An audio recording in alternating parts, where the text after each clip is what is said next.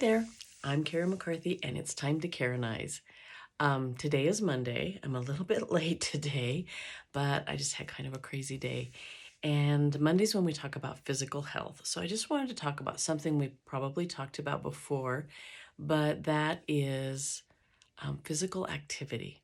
Now, I had been doing really well with some low key, low impact, whatever you call it, kind of workouts and some arm workouts because I'm at that age where I'm trying to keep this from becoming down here.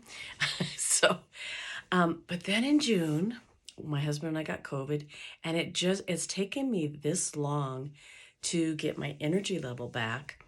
Plus, it really affected my breathing. I have exercise-induced asthma that usually wasn't a problem unless I was like hiking and going up hills and steps or things like that.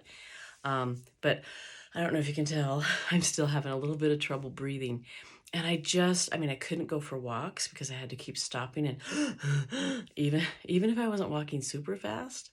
And finally, this last week or so, my breathing still isn't fantastic, but I have found like some chair workouts and some low-key kind of things that are not seeming to interfere with my breathing. I really have trouble if I'm bending over. Like if I bend over to pick up the dog's water dish or his food dish, I have to be like, when I stand back up.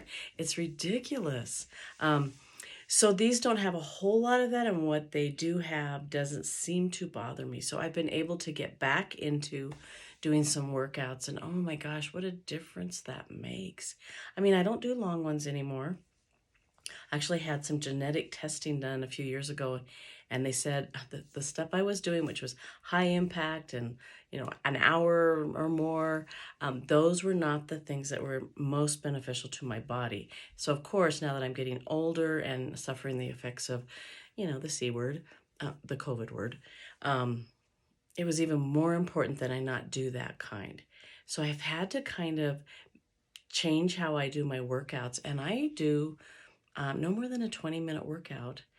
And then I do my arm workout, which is, I don't know, like 10 minutes.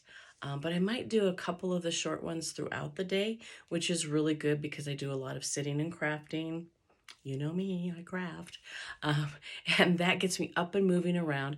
My lower back and hip flexor area really tends to tighten up.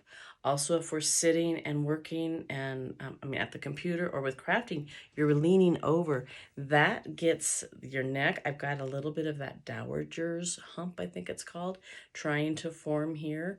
So when I get up and I do my stretching like this, and all of that kind of stuff, that helps to counteract that. So if you are noticing a little distortion up here at the top of your neck, or top of your back at the bottom of your neck, and getting that kind of a little hump, that's something to think of. Do a lot of things to stretch that area in a healthy way to counteract that. I really can't think of a whole lot of things that we do where our head isn't forward, at least a lot of the time. Even reading a book, unless you're holding it up here, which is really uncomfortable, you're looking down at the book. So we need to be doing things to counteract what's going on with our neck just because of how life is. So a lot of stretches. Just doing this. Oh, that feels so good. And then going to the side. Going this way. See, I don't have, I used to be able to lay my ear here. That's as far as I can go now, people. I've got something going on the top of my back here. I might have to make a little chiropractor visit. Anyway, so just those kinds of things to just do a little bit. A lot of us don't have time to do hour-long workouts or the inclination. But if you do some 10, 15-minute workouts or take a walk or, something like that, that just gets you up and moving.